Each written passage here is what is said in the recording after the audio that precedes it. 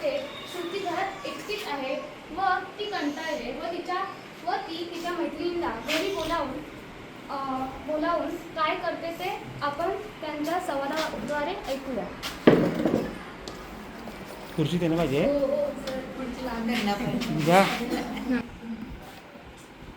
शी कंटाळा आलाय. आई बाहेर गेले आणि माझा अभ्यासही पूर्ण झालाय. आता काय करावं बरं? माझ्या मैत्रिणींनाच बोलवतो. ए रवीना, मैथिली, सलोनी, वैदही, अगं या ना, आपण खेळूया. आलो.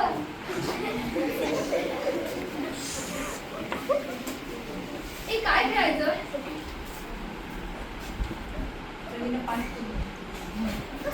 आपण क्रिकेट खेळूया? येस. नाही रे, घरात क्रिकेट खेळायला आई ओरडते. आपण आई खेळूया? जाग असं काय करताय रे? माझं घरात खेळायचं म्हटलं मी म्हणेन तसंच करायचं. बरं बाई, तू म्हणशील तसं. थोड्या वेळ तिची गंमत, मग क्रिकेट.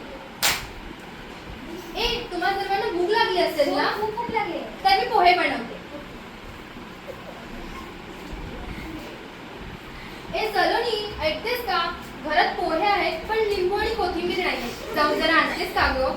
जा गं बाई. असं काय करतेस? आईचं ऐकायचं असतं ना. बरं बाई, दे. हे घे 5 रुपये. 2 रुपयाची कोथिंबीर आणि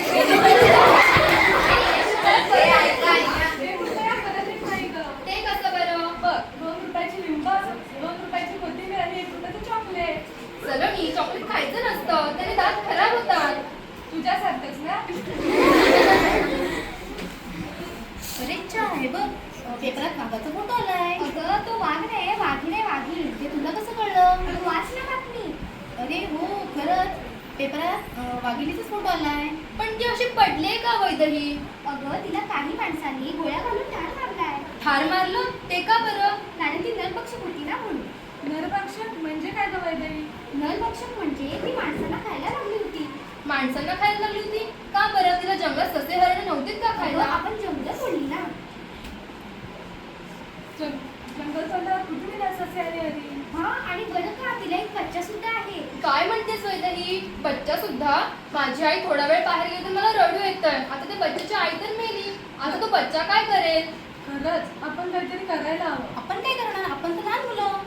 का काही करू शकत नाही? करू शकतो. आपण माणसांना जंगलाचं रक्षण करण्याचं समजून देऊ शकतो. जसे की मोठमोठ्या कारखान्यांमुळे जो धूर बाहेर पडतो तो कार्बन डायऑक्साईड वनस्पतीचा शोषून घेतात. आणि जर का वनस्पतीच नसतील तर तो धूर वातावरणात राहून वातावरण प्रदूषित होऊन रोगराई पसरणार. आणि जर आपण जंगलाचे संगोपन केले तर असं काही घडूच शकणार नाही. वृक्षतोड कमी केली तर प्राणी आपल्या परिसरात राहतील, तर नरभक्षकही होणार नाही. चला तर मग आपण मिळून एक संदेश देऊया.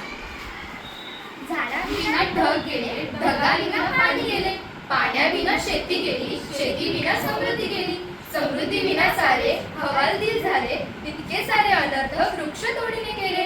तर निसर्ग हा म्हणून कोपला, त्याची जाणीव ठेवा. त्यासाठी संदेश हा झाडे लावा, झाडे जगवा. धन्यवाद. प्रेक्षक पण घेतो. मान्यवर.